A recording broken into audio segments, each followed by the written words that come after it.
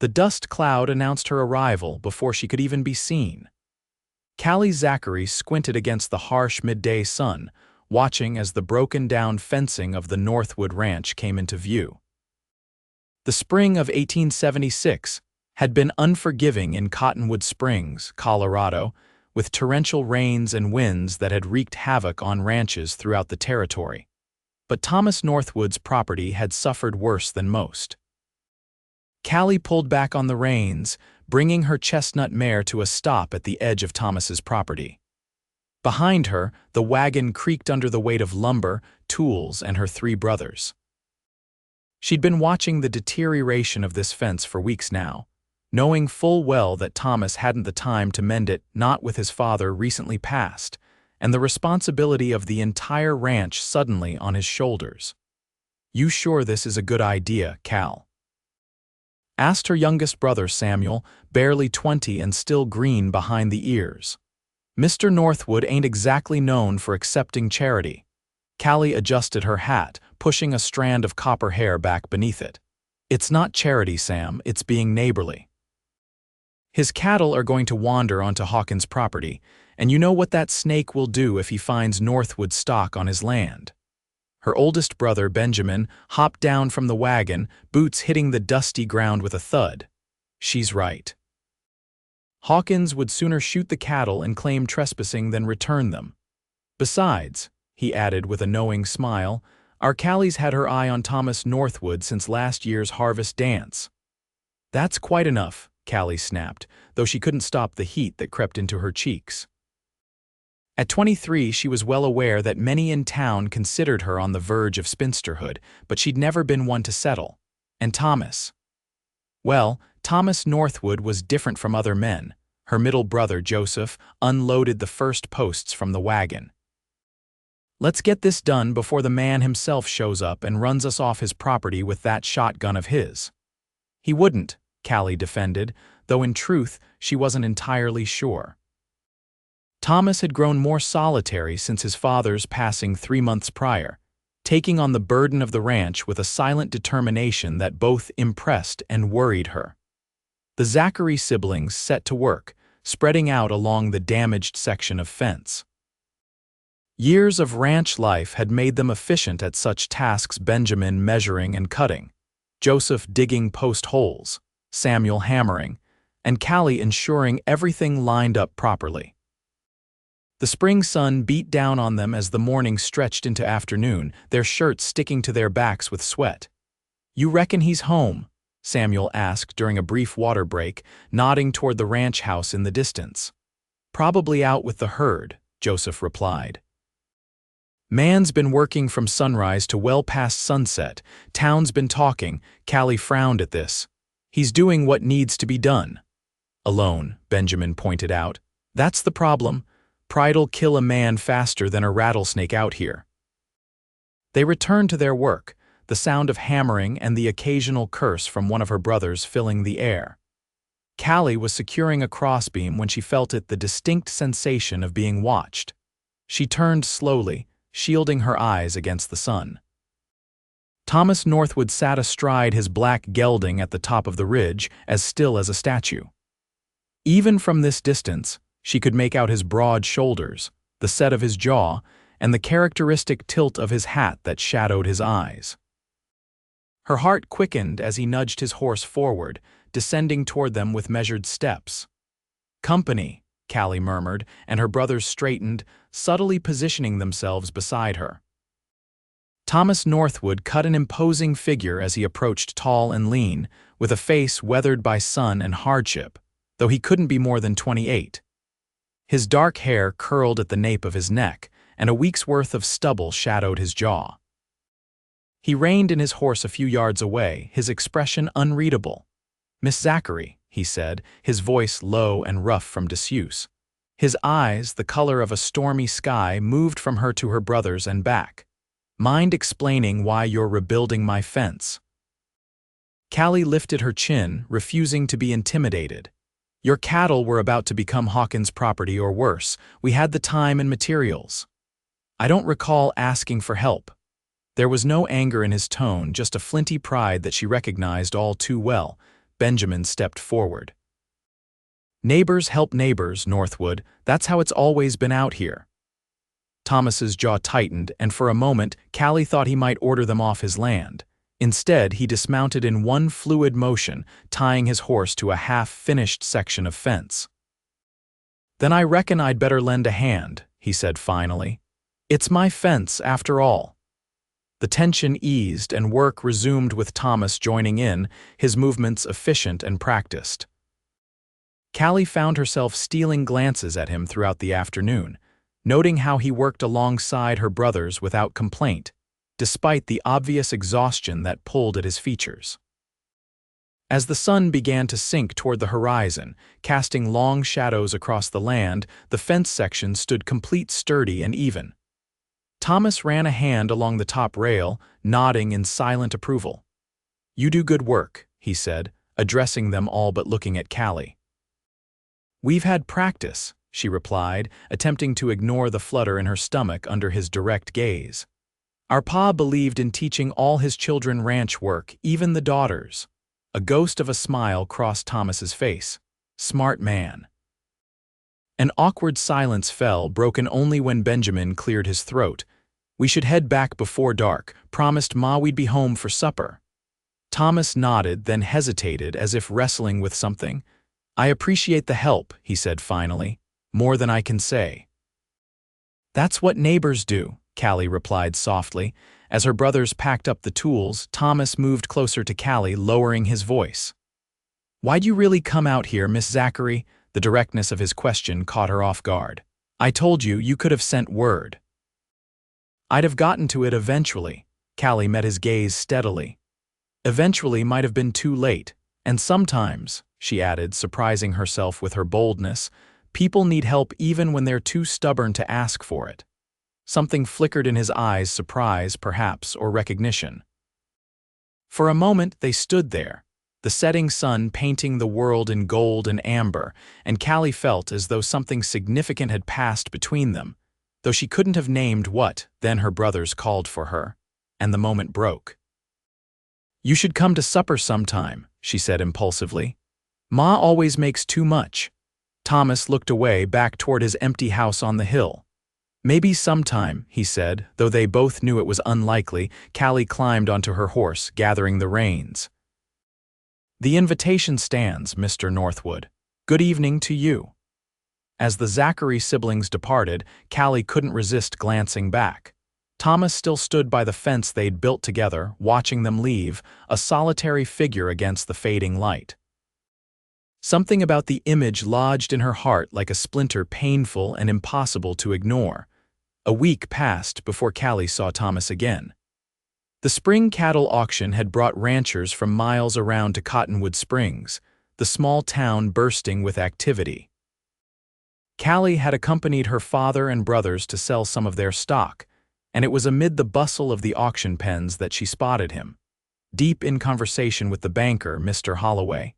Even from a distance, she could see the tension in Thomas's shoulders, the tight set of his jaw. The conversation ended with a curt nod from Thomas, and as he turned away, his expression was dark with worry. "What's eating at Northwood?"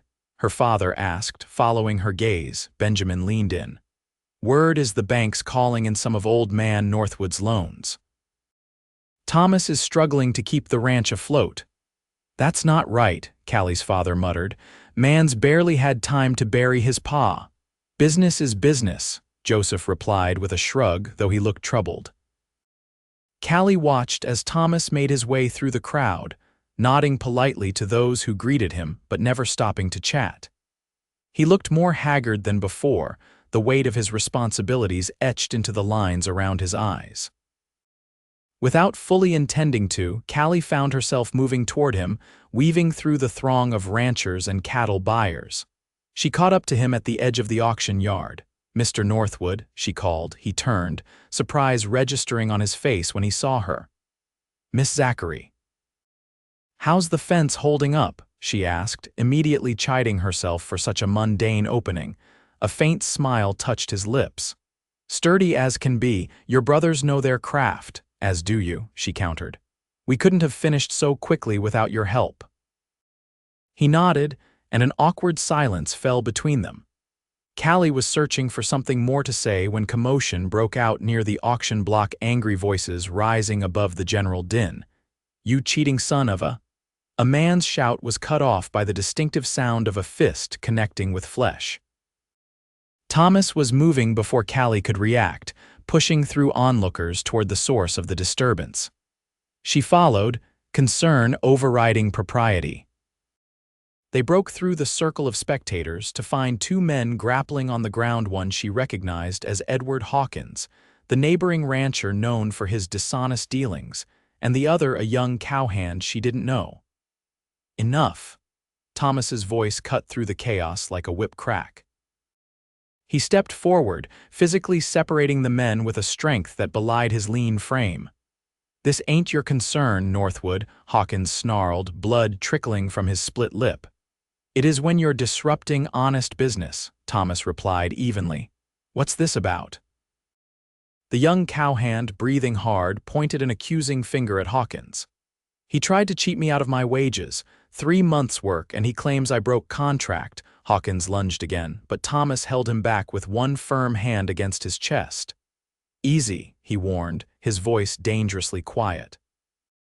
Sheriff Miller finally arrived, pushing through the crowd with his hand on his holster. "What's the meaning of this?" Thomas explained the situation with concise clarity, and Callie couldn't help but admire the natural authority he commanded despite his own troubles. The sheriff eventually led both men away to sort out their dispute at his office, and the crowd began to disperse. Thomas turned to find Callie still standing there, watching him. Something in her expression made him pause. "You always intervene in other people's fights?" she asked. "Only when necessary," he replied, then grimaced slightly as he flexed his right hand. Callie noticed the skinned knuckles, likely from pulling the men apart.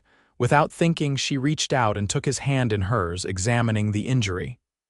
"You should clean this." Thomas went very still at her touch, and Callie suddenly realized the impropriety of her action. She should have withdrawn immediately, but something kept her there, her fingers gently cradling his calloused hand. "It's nothing," he said, his voice rougher than before. She finally released him, fighting the heat that threatened to rise in her cheeks. "There's a pump behind the general store. At least wash the dirt out." He nodded, and again that strange silence fell between them, charged with something Callie couldn't name. "Miss Zachary," he began, then hesitated. "Yes," Thomas seemed to struggle with his words. "That supper invitation, is it still open?" The question surprised her so completely that for a moment she could only stare.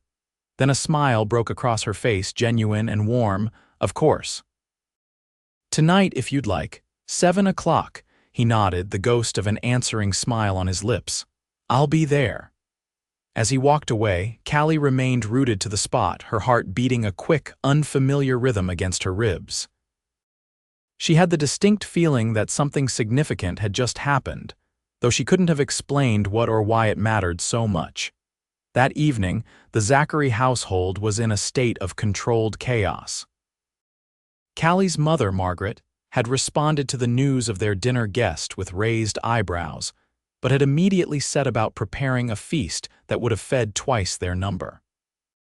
"I haven't seen you this flustered since your first dance, Callie girl," her mother observed as Callie changed her dress for the 3rd time. "I'm not flustered," Callie protested, smoothing the front of the blue dress she'd finally settled on. "I just want to be presentable."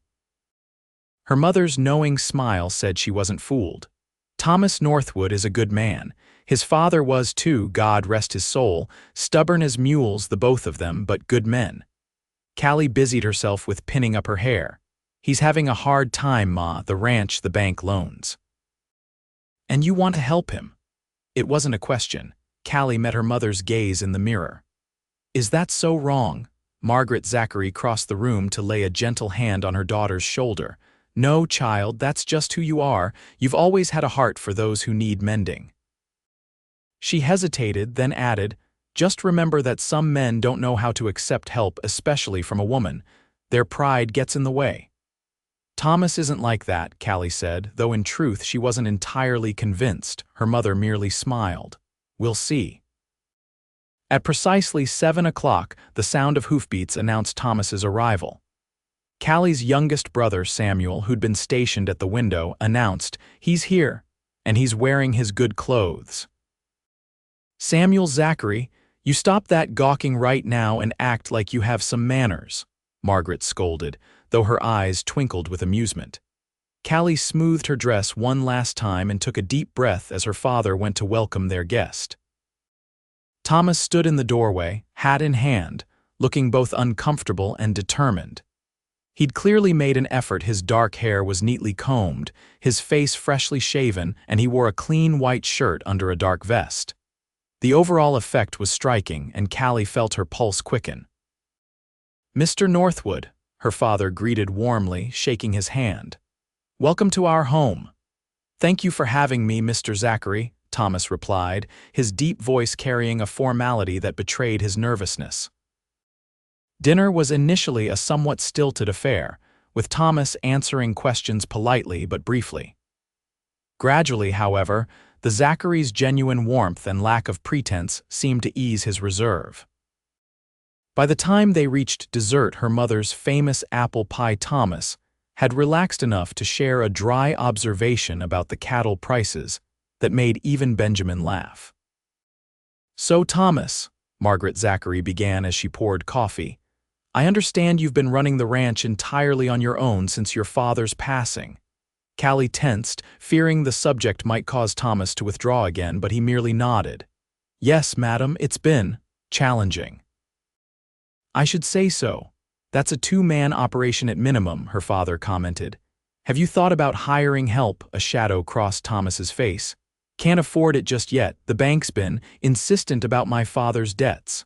"Vultures," Joseph muttered, earning a sharp look from his mother. "It's business," Thomas said, though his tone suggested he shared Joseph's sentiment. "I'll manage." Callie couldn't keep silent any longer. "But you shouldn't have to manage alone. That's not how things work out here." Thomas's eyes found hers across the table, and something in his gaze made her heart skip. "No," he agreed softly, "perhaps not." After dinner, while her brothers and father engaged Thomas in conversation about breeding stock, Callie slipped outside to the porch, needing a moment of cool evening air. The spring night was mild, stars beginning to pepper the darkening sky above the silhouettes of distant mountains. She wasn't surprised when, minutes later, the door opened behind her and Thomas stepped out, his tall frame backlit by the warm glow from inside. "Your family is kind," he said, coming to stand beside her at the porch railing. "They like you," she replied, smiling up at him. Thomas looked out at the darkened landscape, his profile strong against the night sky. "I haven't sat at a family table like that since before my mother passed when I was 15. The quiet admission touched something deep in Callie's heart. "Your father never remarried?" "No." "Said he couldn't replace her and wouldn't try." Thomas's fingers tightened on the railing. "We got by, the two of us. It wasn't always easy, but we managed." "And now you're trying to manage alone," Callie observed gently. He turned to look at her then, his expression unreadable in the dim light. "Until recently."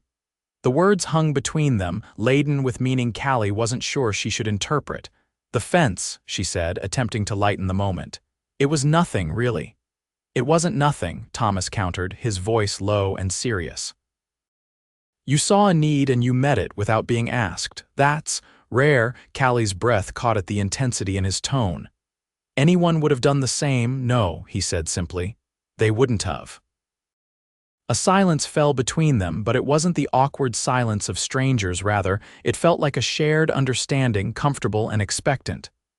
"I should go," Thomas said finally, though he made no move to leave. "It's getting late." "Yes," Callie agreed, equally motionless. Thomas shifted slightly, turning to face her more fully. The porch lantern cast half his face in golden light, the other half in shadow. "Miss Zachary Callie, I'm not good with words, never have been, but I want you to know how much I appreciate what you and your family did. It means more than I can say." "Thomas," she said, testing the feel of his name without its formal prefix, "you're welcome here anytime, I hope you know that." He nodded, and for a moment, Callie thought he might say something more.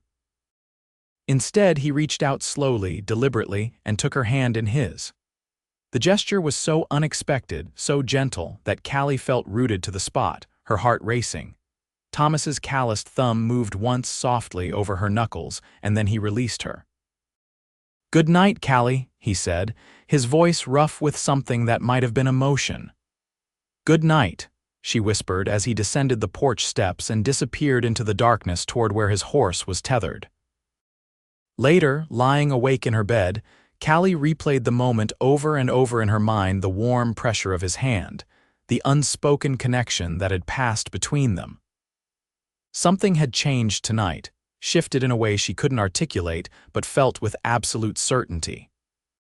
The next week brought unexpected challenges. A late spring storm swept through the valley, bringing flash floods that threatened livestock and property alike.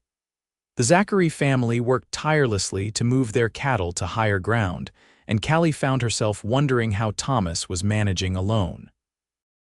Her answer came on the third day of the deluge when Samuel burst into the house, soaked to the skin and breathless. "Northwood's in trouble," he gasped. "The creek by his south pastures overflowed, his cattle are stranded and he's trying to move them alone." Her father and brothers were already grabbing their rain gear and calling for horses to be saddled. Callie moved to do the same, only to be stopped by her mother's hand on her arm. "Callie, don't tell me to stay behind, Ma," she interrupted, her tone leaving no room for argument. "He needs help."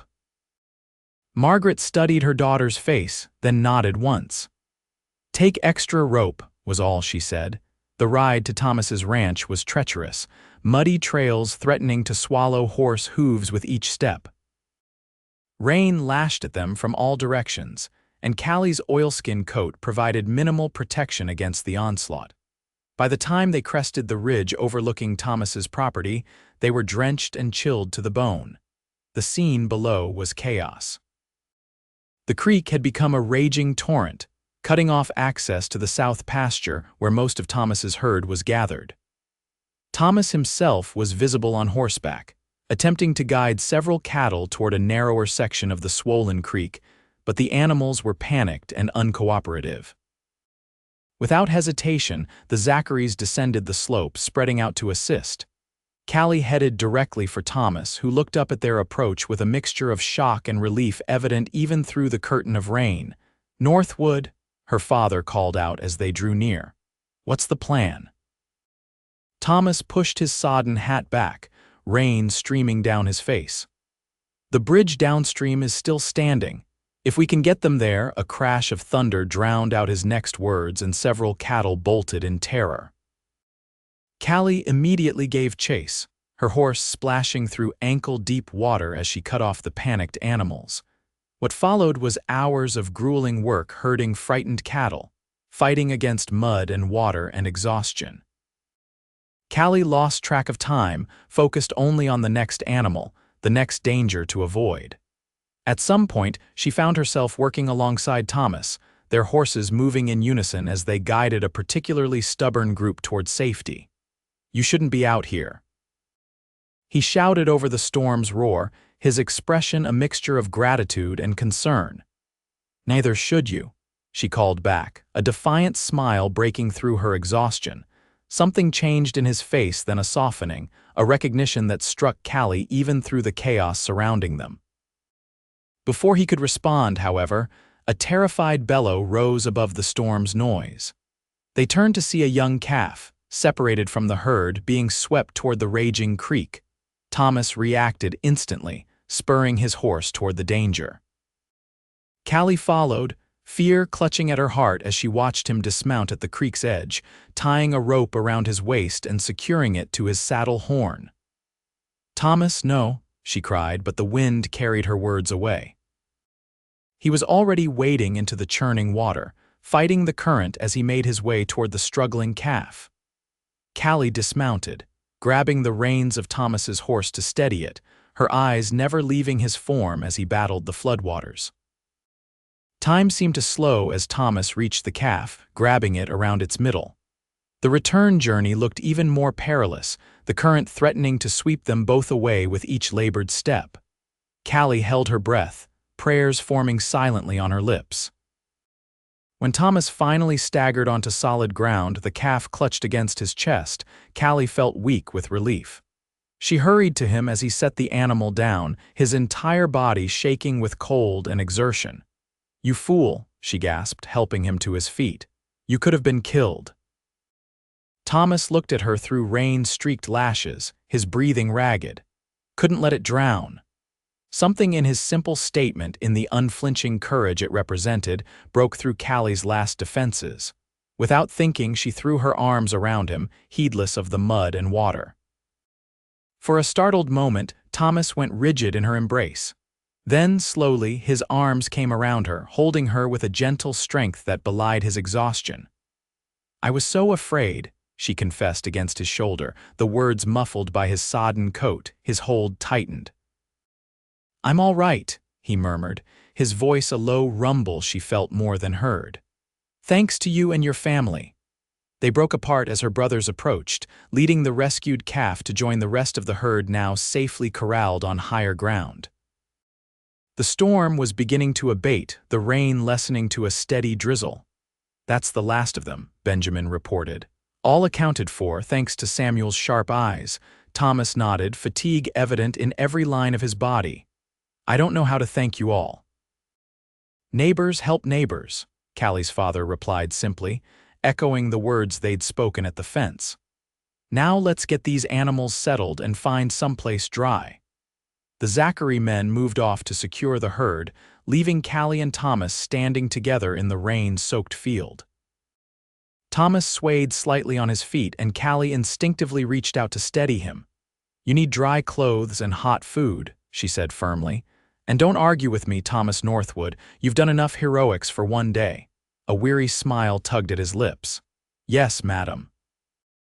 The ranch house was cold and dark when they arrived, but working together, they soon had a fire blazing in the hearth.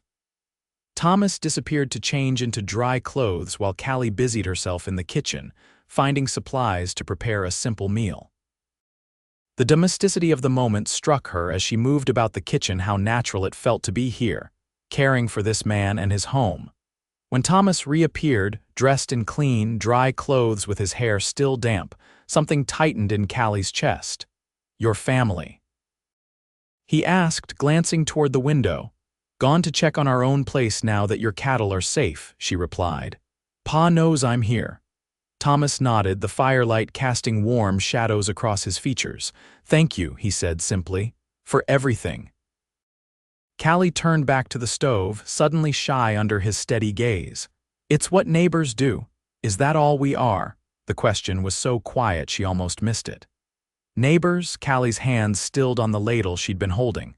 Slowly, she turned to face him. Thomas stood in the center of the kitchen, firelight playing over his features, his expression open and vulnerable in a way she'd never seen before. "What do you want us to be?" she asked, her voice barely above a whisper. Thomas took a step toward her, then another. "I'm not good with words, Callie, never have been." He stopped an arm's length away, close enough that she could see the droplets of water still clinging to his dark lashes. "But since you and your brothers fixed my fence, I haven't been able to stop thinking about you." Callie's heart hammered in her chest. "I've thought about you too," she admitted. Thomas reached out slowly, giving her time to withdraw if she wished, and tucked a strand of damp hair behind her ear. His fingers lingered against her cheek. "I have nothing to offer," he said, his voice rough with emotion. "The ranch is in debt. I'm working myself ragged just to keep it afloat. It's no life for don't," she interrupted, placing her fingers against his lips. "Don't tell me what life I should or shouldn't want." Her hand moved to rest against his chest, feeling the steady thump of his heart beneath her palm. "I know exactly what I want, Thomas." The kiss, when it came, was gentle at first, tentative, questioning. Then, as if a dam had broken, it deepened into something urgent and needful. Thomas's arms encircled her waist, drawing her against him as if she were something precious he feared might slip away. Callie's hands found their way into his hair, damp and curling at the nape of his neck. When they finally broke apart, both breathing heavily, Thomas rested his forehead against hers. "I think I've been waiting for you my whole life without knowing it," he murmured. Callie's smile was radiant. "Well," she said, "I'm here now, and I'm not going anywhere." Summer came to Cottonwood Springs in a riot of wildflowers and long, golden evenings. The Northwood Ranch, once struggling and solitary, now buzzed with new life and purpose. The wedding had been a simple affair in the town's small church, with Callie radiant in a cream-colored dress. Her mother had helped sew. And Thomas standing tall in his best suit, looking both terrified and exultant as she walked toward him on her father's arm. Their life together began as it had started, with work, side by side. The bank loans were still a burden, but with the Zachary family's connections and Thomas's undeniable skill with livestock, they managed to negotiate better terms. Slowly, steadily, the ranch began to prosper under their joint care. On a warm August evening, Thomas found Callie sitting on the porch of what was now their home, watching the sunset paint the distant mountains in hues of gold and purple. He settled beside her, taking her hand in his with the easy familiarity of a man who still marveled at his right to do so. "Penny for your thoughts," he said, bringing her hand to his lips. Callie smiled, leaning into his solid warmth. "I was just thinking about that fence." Thomas chuckled, the sound rich and genuine. Since their marriage, laughter had become a more frequent visitor to this house. "The fence that started it all. She agreed, twining her fingers with his. "Who would have thought a broken fence could lead to this?" "I think it was less about the fence and more about the stubborn woman who refused to let me face my troubles alone," Thomas said, his voice softening with affection. Callie turned to face him, her expression suddenly serious. "I have something to tell you." Concern immediately creased his brow. "What is it?" Taking a deep breath, Callie guided his hand to rest against her still flat stomach.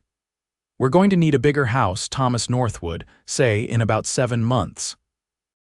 The transformation of his expression from confusion to dawning comprehension to unadulterated joy was something Callie knew she would remember until her dying day. With a whoop that startled the horses in the nearby corral, Thomas lifted her into his arms, spinning her in a circle on the porch as she laughed and protested. When he finally set her down, his eyes were suspiciously bright. "A baby," he said, his voice filled with wonder. "Our baby." "Our baby," she confirmed, framing his beloved face in her hands. "The start of our family." Thomas kissed her then, pouring all his love and gratitude and hope into the gesture. When they parted, he kept his arms around her, both of them gazing out at the land that was their home and legacy. "You know," he said thoughtfully, "I never did properly thank you for fixing that fence." Callie's laughter rang out, clear and joyful in the evening air. "Oh, I think you've thanked me quite thoroughly, Mr. Northwood." As twilight deepened around them, they remained on the porch, planning and dreaming of the future they would build together, a future that had begun with a broken fence, and the courage to mend what was damaged, not just with wood and nails, but with kindness, determination, and love. In the years that followed, the story of how Callie Zachary and her brothers mended Thomas Northwood's fence became something of a legend in Cottonwood Springs, a testament to the fact that sometimes the greatest acts of love begin with the simplest acts of kindness. And though their life together held its share of hardships and challenges, Thomas and Callie faced them as they had from the beginning, side by side, building something stronger and more enduring than any fence could ever be.